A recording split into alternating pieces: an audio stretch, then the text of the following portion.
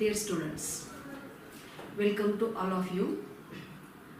Today we will discuss about the structure of the sense organs, in which one of the most important sense organ is the structure and function of our eyeball. So today we will discuss about the structure of the eyeball. As we discuss here about the nervous system, in which we have seen that there are the different types of the receptors are present, which basically receive the external stimuli from the environmental condition, and this external stimuli is converted into impulse, and this impulse is carried up to the central nervous system through different kinds of the nerves, or specifically there are the cranial nerves are present. So here that specific receptors are basically located into the different sense organs. As we all well known about to our sense organs, there are the 5 sense organs in which there is the skin is present, then nose, ear, eyeball is present, tongue is present. Out of which we have discussed about to the tongue, or about to the structure of the ear, or about to the structure of the skin. We will know that these sense organs, which basically receive the external stimuli, convert into the impulse and carried up to the central nervous system. But there is the different structure and the function is related to the structure of the eye. So here we will discuss about to the structure of the eye. I have drawn here the figure of the structure of the eyeball into the human being. As we all know that there are a pair of the eyes are located into the bony cavity of the skull, which is basically called as orbits. So orbit is a bony cavity which is basically located in the skull, in which there is the location of our eyeball is present, which is the most important sense organ and which basically related to the sensation of the vision. So into this structure of the eyeball, in the wall of the structure of the eye, there are the 3 layers are present, which I have drawn here or noted here, in which the outermost layer of the eyeball, which is basically called as the sclera. So this part, which is basically located into the posterior portion, this part is called as the sclera. And this outermost layer into the anterior portion, if this is the anterior portion of our eyeball, then this outermost layer, which basically form the structure of the cornea into the outermost layer. So in our structure of the eye, the structure which looks white in color, which is basically it is the sclera is present.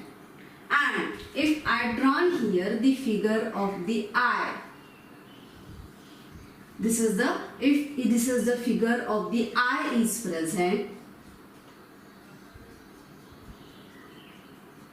In this figure of the eye, here there is the black portion is present, and peripheral side to this black portion, here there is the presence of the white portion is present. So this white portion is called as the sclera. And into the anterior most part of the eyeball, the black structure, black rounded structure is seen, which is basically called as the cornea. So in this outermost region, this outermost layer of the eyeball, which is anteriorly called as the cornea, and into the posterior portion which looks like the white, which is basically called as the sclera. which is the thin membrane is present. And here one thin transparent membrane which is basically made up of from the connective tissue. So here one of the most layer which cover the part of the sclera, which is called as the conjunctiva. This is the conjunctiva, which is the thin, transparent, connective tissue membrane, which basically cover the sclera and which overlap at some extent, not total cornea, but the margins of the cornea are also overlapped by this layer, which is called as the conjunctiva. And so the conjunctiva which is present in the part of the sclera, this conjunctiva is called as the bulbar conjunctiva.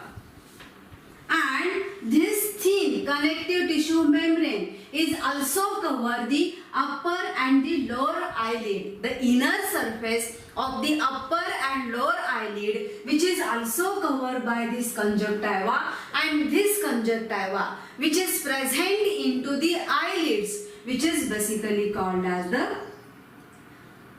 conjunctiva, which is called as the bulbar conjunctiva, and the another type of the conjunctiva which is called as the proper conjunctiva. So here there is the structure of the conjunctiva which basically gives the protection to this outermost layer and which also lubricate at some extent to this outermost layer, as there is the presence of the goblet cells are also present in this layer.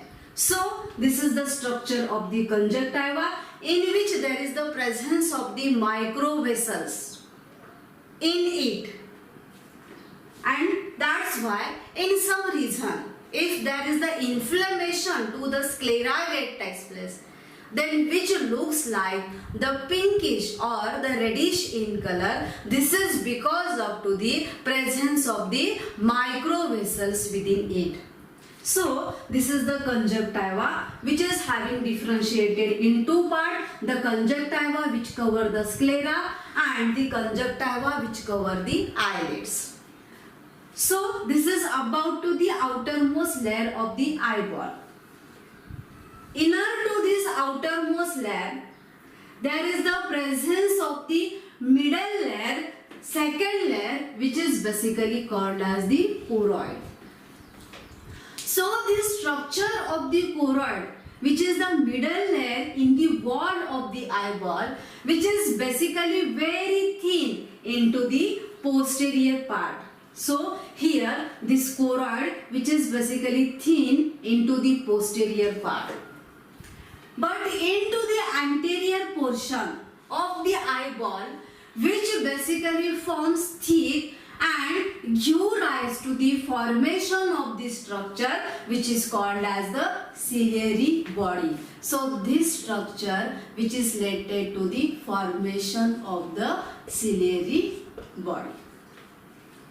So here there is the formation of the ciliary body gate takes place, from which there is the projection of the one of the structure which is called as the iris gate takes place, which is having the different color. So iris is the portion of the eyeball which is present into the anterior part, which is the colored structure is present, in which there are the colored muscle fiber is present, and that's why the color of the eye of the person means it is related to the different color of the structure which is related to the iris.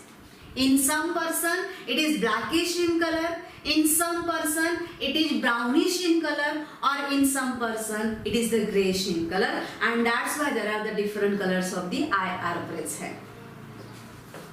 Mostly in the structure of the choroid, in the middle layer, there is the presence of the blood vessels, and because of to the presence of the blood vessels, this choroid is the bluish in color, and that's why the color of the cornea, it looks like the black in nature.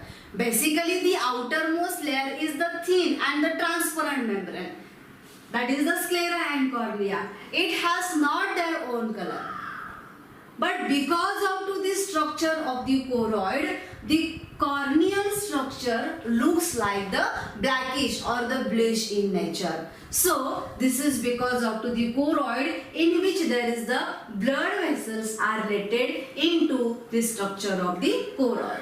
So this is the second, or this is the middle layer of the eyeball is present, in which the anterior portion of the choroid, which give rise to the thick process, which is called as the ciliary body. From the ciliary body, or from the another end of the ciliary body, there are the colored muscle fiber, or one of the process get rises, which is called as the iris, and the another end of the iris, which basically rests on the lens, leaving a small aperture in the middle. And this small aperture, which is present in the middle, in front of the lens, which is basically formed because of to the iris, which basically rests on the structure of this transparent crystalline lens, which is called as the pupil. And so the diameter of this pupil is maintained because of to the muscle fibers of the iris. This is the most important part is present. So here we have seen about to the structure of the middle layer, which is called as the choroid. Then inner to the choroid, there is the presence of the innermost layer, which is called as the retina or the retina.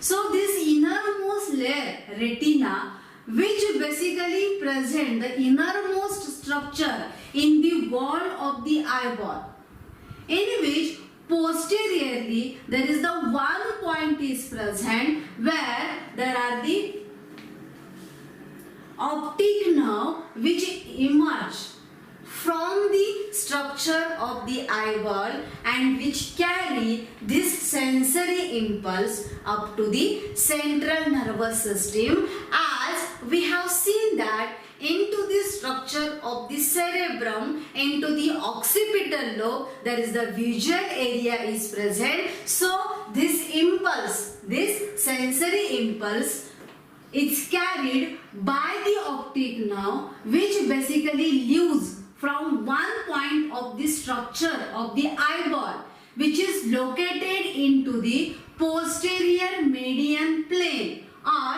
it is just above. If this is the posterior median plane is present, then just above to the posterior median plane, there is the location of the point is present from which optic nerve carry the sensory impulse up to the central nervous system, that is up to the cerebrum.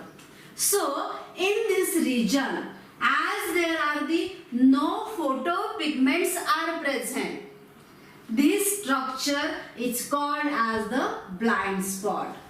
So now we will discuss about to the photopigments which are basically present into the structure of the eyeball in the retina.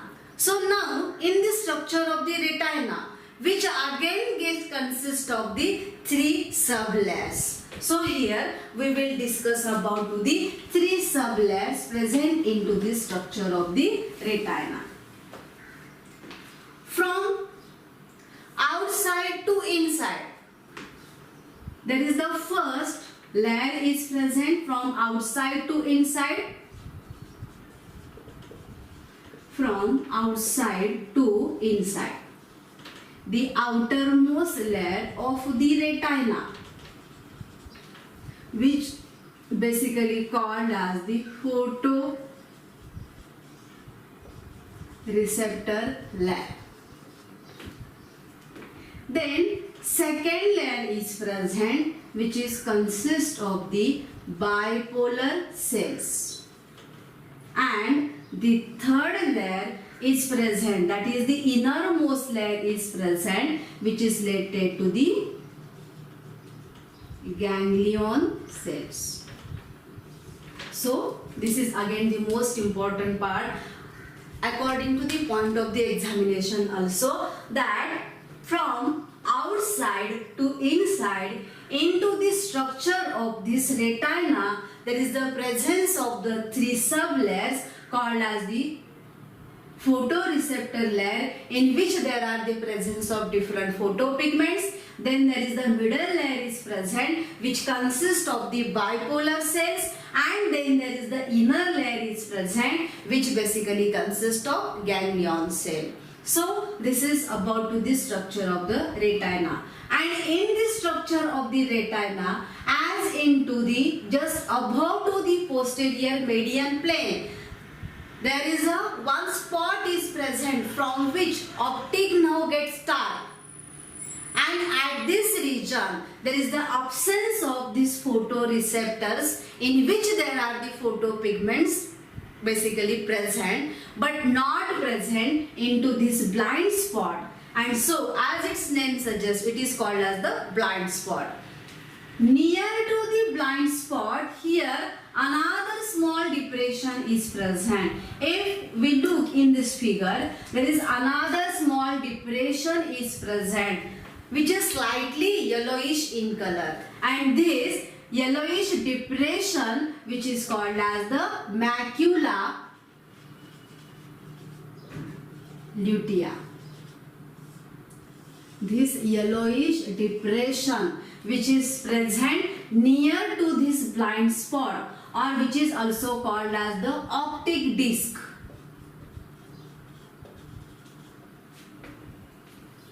Optic disc, in which near to it there is the yellowish depression is present, which is called as the macula lutea, in which there is the central, in this depression there is the central pit is present.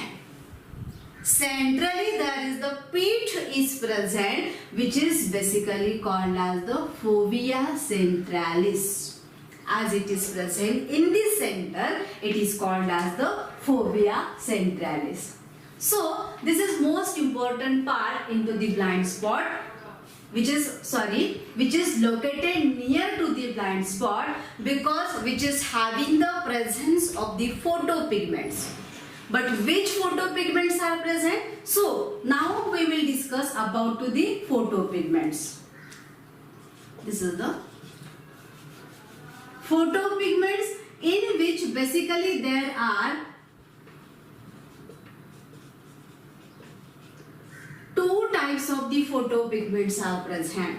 The one photopigments which are called as the cones, and the second photopigments are present, which is called as the rods. So rods and cones are photopigments which is present into this outermost layer of the retina, which is called as the photoreceptor.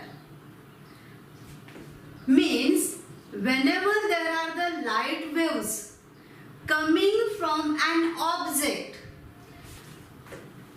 passes through the cornea and lens, and which basically get focused on the retina.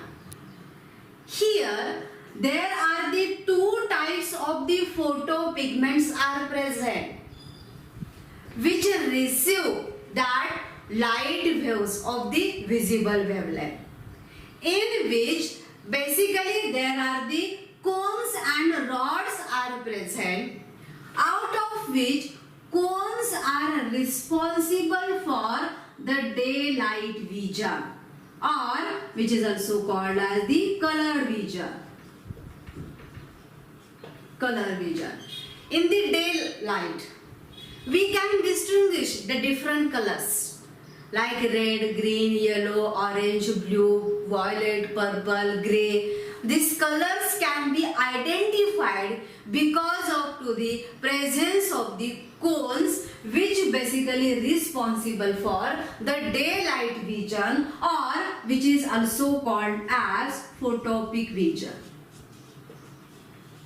Photopic vision.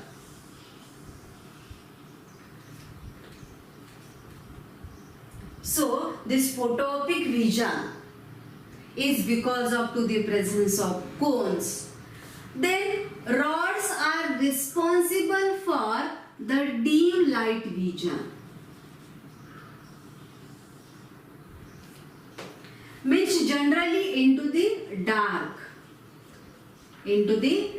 condition, into the night conditions. In the dark condition or during the dim light, there is the functioning of the rods is present, or there is the perception of the vision is because of to these rods. That's why which is also called as the which give rise to this scotopic vision.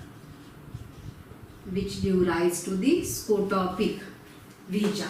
So this is most important part according to the point of the NEET examination also. There are the variety of the questions may ask or also get asked into the previous examination related to these photopigments. So here there are the two photopigments are present called as the rods and cone in the outermost layer of the retina, which is called as the photoreceptor layer, in which there are the different types of the photoreceptor cells, that is the photopigments are located, which basically responsible for the different color vision and also for the black and white vision also.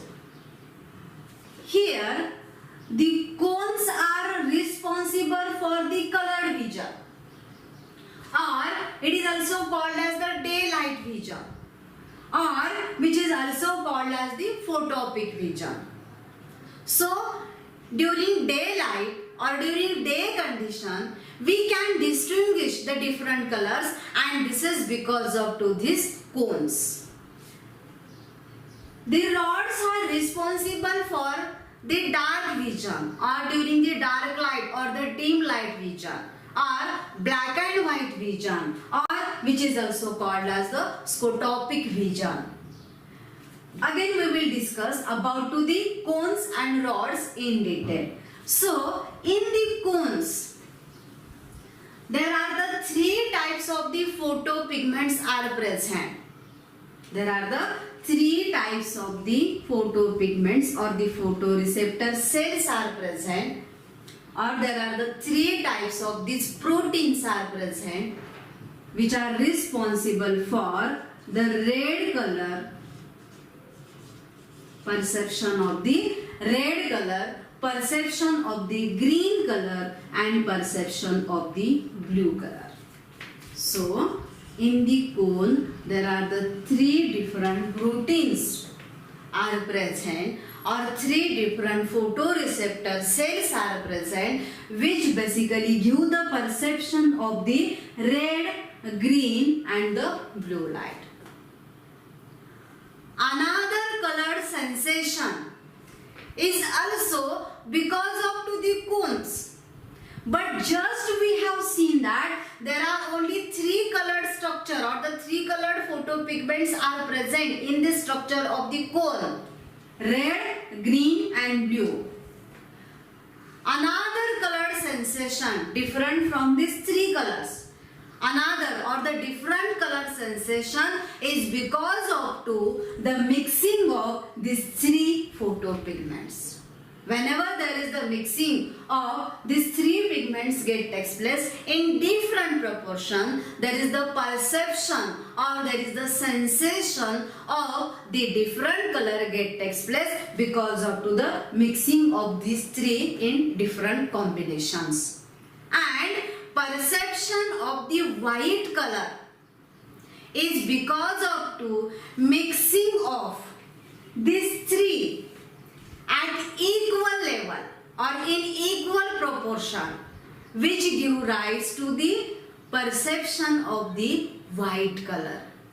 So here we have seen about to the structure of the cones, which is basically responsible for this three color sensation, then another colors from these three colors and the white color perception.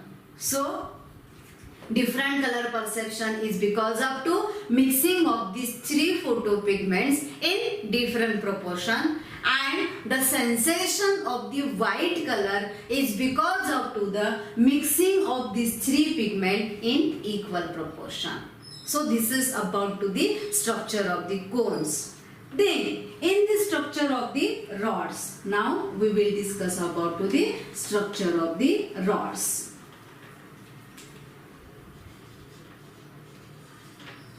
In the structure of the rod, there is one of the conjugated structure is present, or one of the pigment is present, which is called as the rhodospin.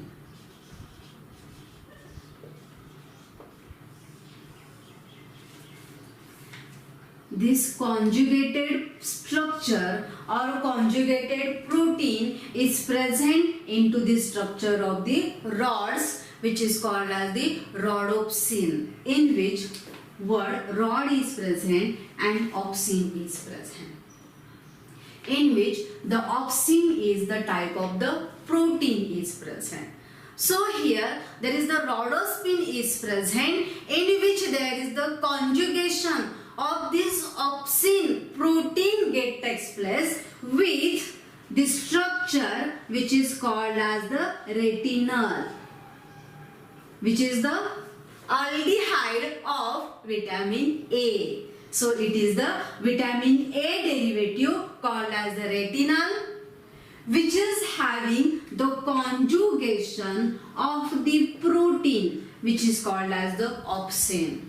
So there is the conjugation, means the union or the joining of the opsin protein takes place with the vitamin A derivative, which is the aldehyde of vitamin A, which is called as the retinal.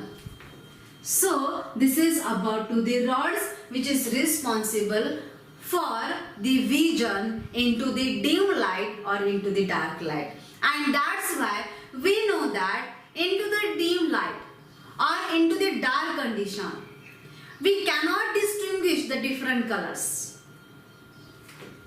But we can distinguish the black and white color, because into the dark light, or when in the dark or in the night when the light get off, so we can see as the dark color structure which looks as a black structure, and the light colored structure which look as the white structure. So this is because into the dark condition or into the dim condition, there are the particularly functioning of these rods takes place, and that's why we only specify about to the dark and light, not about to the different colors.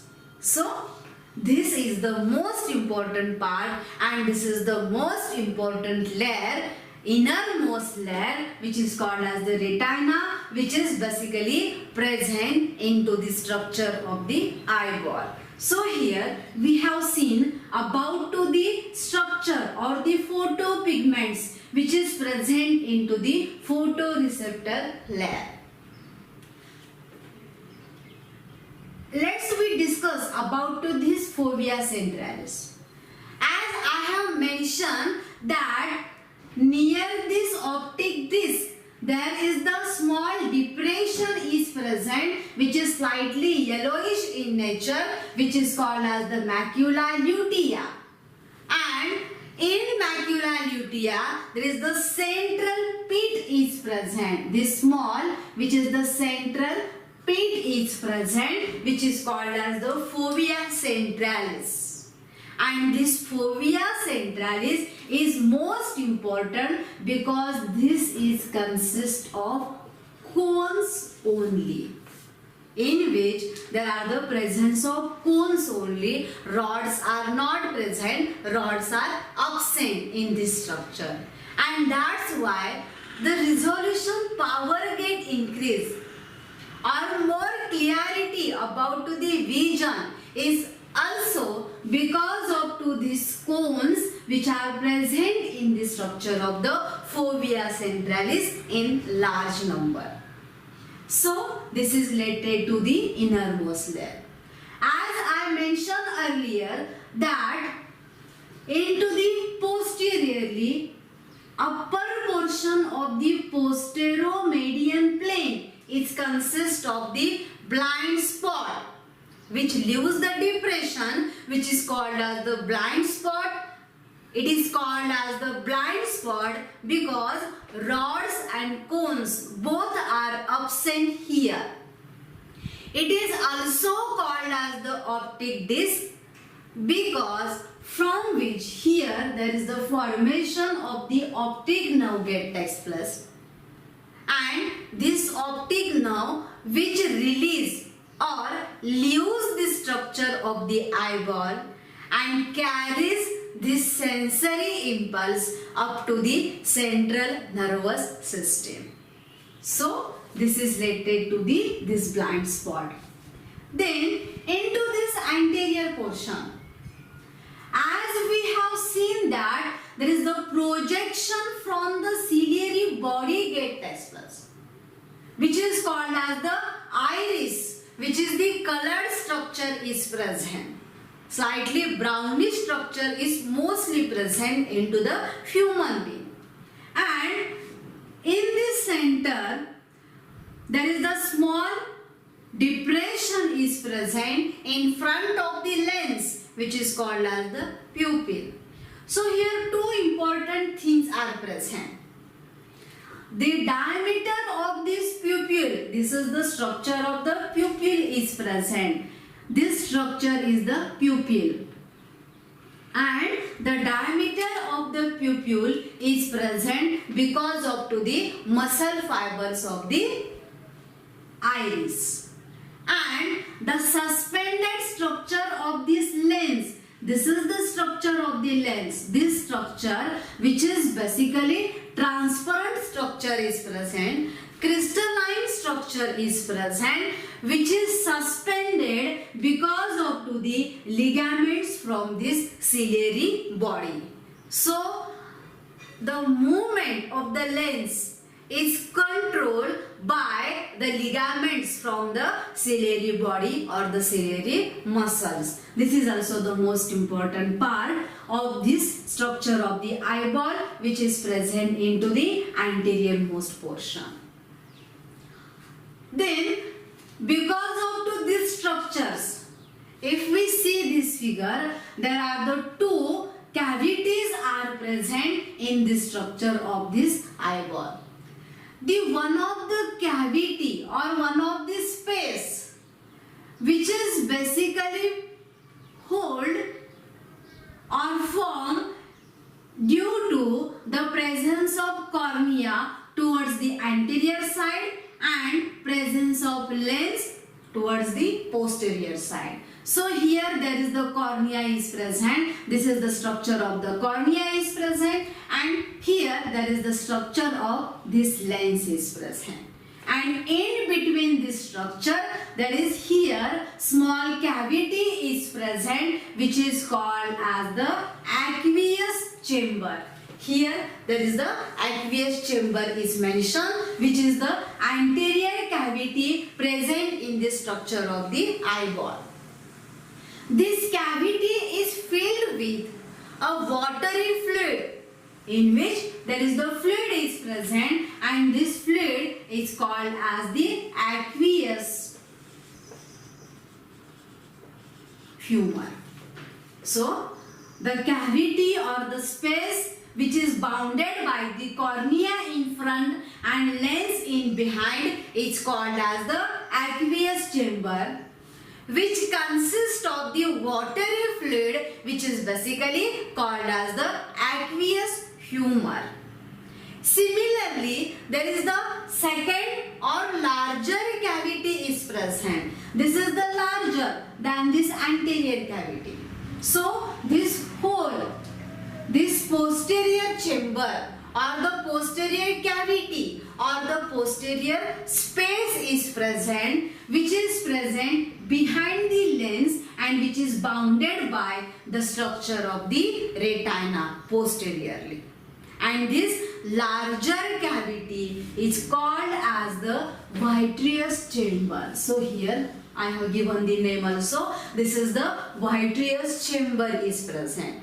And this also consists of the fluid. This is the gel-like or which basically consists of the gelatinous fluid, in which there is the gel-like fluid is present or there is the gelatinous fluid is present. Slightly viscous fluid is present and this fluid is called as the vitreous humor. So the fluid is called as the vitreous humor. And because of the presence of these both fluids in both the cavities or the chamber, in the anterior chamber, which is called as the aqueous chamber, in which watery fluid is present, which is called as the aqueous humor, and into the posterior cavity or the vitreous chamber, there is gelatinous viscous fluid is present, which is called as the vitreous humor. And together these cavities with the fluid maintain the shape of our eyeball. So this is also the most important, because of to the shape or the normal shape of the eyeball, there is a normal functioning of the vision takes place. So this is the most important part of the structure of the eyeball, which I concluded here. So lastly, I summarize some part of the structure of the eyeball again. The structure of the eyeball, which basically located into the bony cavity of the skull called as the orbits. These are the parent structure. The wall of the eyeball consists of the three layers. The outermost layer, which is called as the sclera in posterior portion, and into the anterior portion it is called as the cornea. Basically it is the transparent membrane. It has the color, or specifically cornea, which looks the blackish in color because of to the presence of the middle layer, which is called as the choroid, in which there is the presence of the blood vessels, and that's why it gives the color to the cornea. Basically outermost layer is the transparent layer is present. So outer layer, posterior most portion or posterior two-third portion is called as the sclera, which is the portion which looks white in our structure of the eyeball, and the anterior most rounded portion which looks black. Why looks black? Because of to the choroid, in which there are the blood vessels are embedded, and that's why it reflects its color or it gives its color to the structure of the cornea. So here this outermost layer is present. In the structure of the sclera and in inner surface of the eyelids, upper and lower eyelids, there is the presence of the structure which is called as the conjunctiva, which is also a thin transparent membrane made up of connective tissue, in which there is the presence of stratified squamous epithelium is present. Then there is the presence of columnar cells are present, and presence of the goblet cells are also present. In the structure of the conjunctiva, in which there are the micro vessels are present. So this is related to the outermost layer. Then as I have here mentioned that the middle layer is called as the choroid, which is thin into the posterior portion, and which give rise to the thick one process which is called as the ciliary body. The another end of the ciliary body which give rise to the structure or projected part which is called as the iris, which is consist of colored structure of muscle fibers. The end of the iris or the free end of this iris, which basically rests on the surface of the lens, which is the transparent and crystalline structure which is called as the lens, leaving a small aperture in the middle, and this small aperture in the middle which is called as the pupil. So here there is the structure of this transparent crystalline lens is present. Accommodation of this lens is regulated by the ligaments of the ciliary bodies, and the diameter of this pupil is maintained because of the muscle fibers of the iris. Then the innermost layer of the wall of the eyeball which is called as the retina. In the retina there are the presence of the photoreceptors. In the structure of the retina, into the posterior median plane, just above to the posterior median plane, there is the presence of the one structure or retina leaves the gap which is called as the blind spot or which is called as the optic disc, from which there is the optic nerve get start which carry the impulse up to the central nervous system. In the structure of the retina, we have seen that from outside to inside, there are the presence of the three layers consist of, first is consist of the photoreceptor cells, second is consist of the bipolar neuron, and the third is consist of the ganglion cell which further continue into the optic nerve which carry the impulse up to the central nervous system. Into the different types of the photoreceptor, we have seen as there are the two types of the photopigments are present called as the cones and the rods, in which cones are responsible for the colored region, that is the photopic region, and the rods are responsible for the dim light region are called as the scotopic region.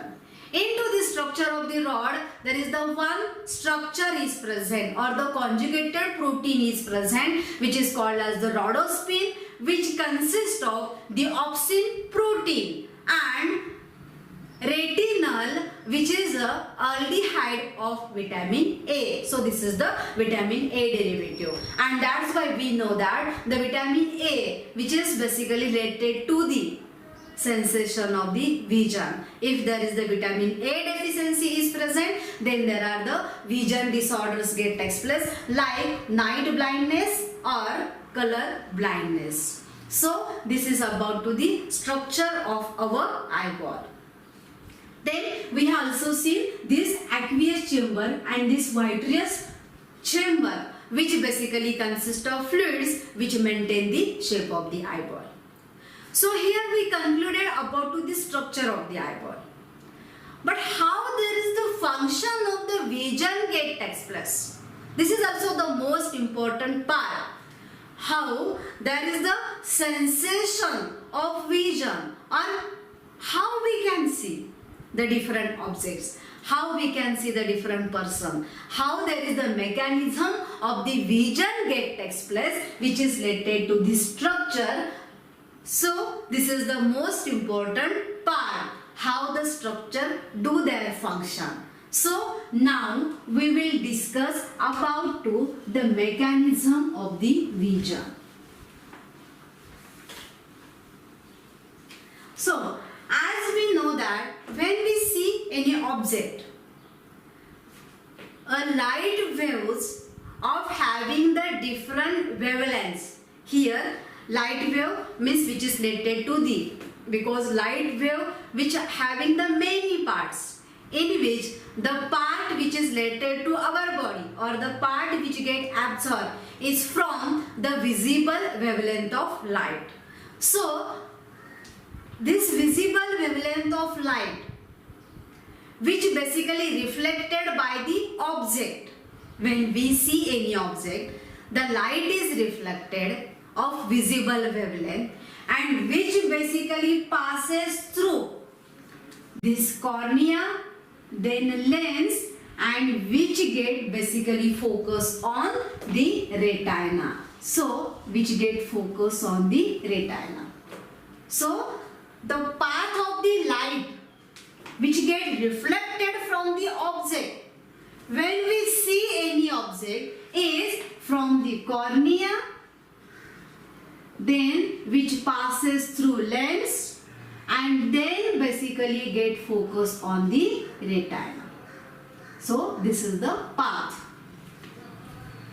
As we have seen that into the retina there is the pigment is present, or the outermost layer consists of the pigment, in which the one of the important pigment which is called as the rhodospine is present.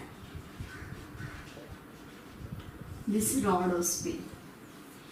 As the light reaches up to this rhodospine, because up to this light wave of the visible wavelength, there is the dissociation of this rhodospine pigment get takes place. Dissociation means separation get takes place. Here dissociation means here separation get takes place. So there is the opsin get separated and the retina, which is the vitamin A derivative, which gets separated. Here is the most important part. As the outermost layer, this is the layer photoreceptor. This is the photoreceptor. Means we have seen the meaning of the receptor, which basically receive the external stimuli. So the external stimuli in the type of the light waves of visible wavelength is received by these photoreceptor cells. After receiving, there is the dissociation of this rhodospine get takes place. Opsin separated and vitamin A gets separated. Here, because of to this separation, there is the structure or the shape and size of this opsin protein get changed.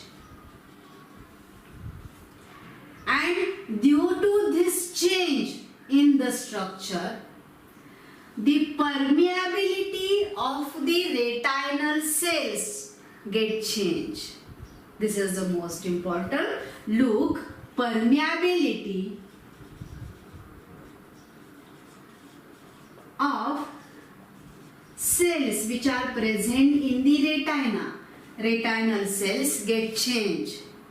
And due to change in permeability, there is the movement of the ions get takes place.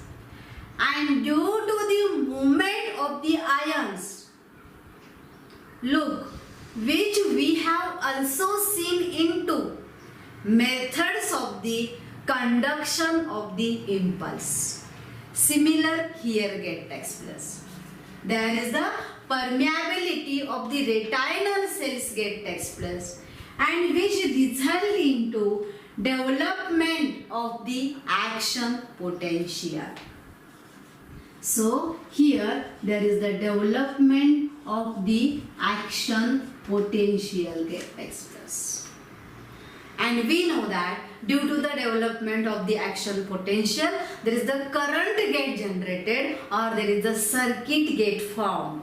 Means here external stimuli is now converted into impulse.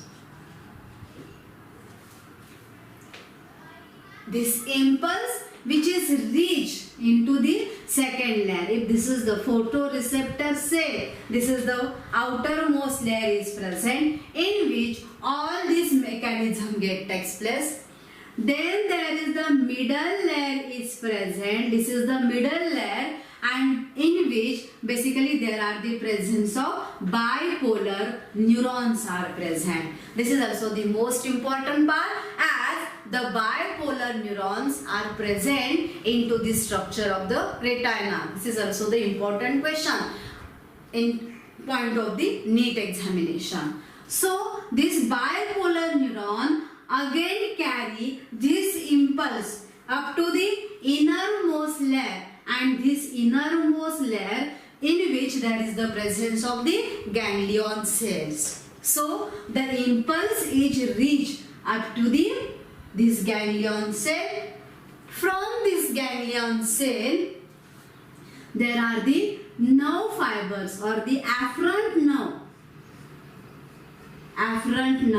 which carry this impulse up to the optic nerve.